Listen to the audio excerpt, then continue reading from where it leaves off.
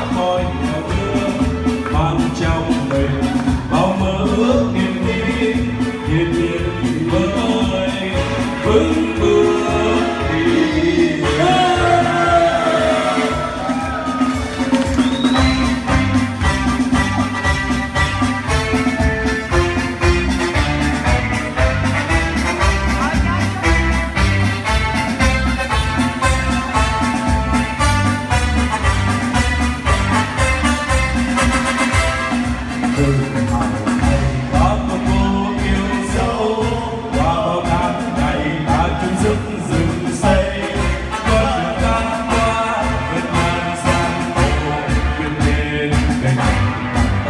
Giữa biển khơi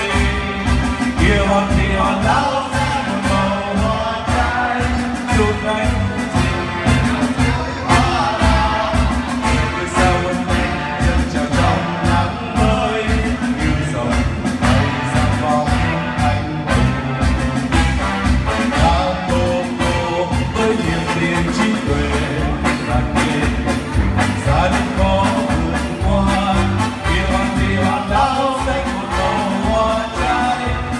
đánh giật diều bên dòng suối hoa lan đời vui sao hôm nay dâng trào trong nắng mới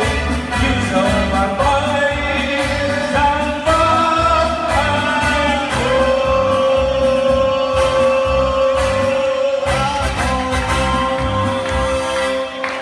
xin lỗi các bạn nha, lâu quá không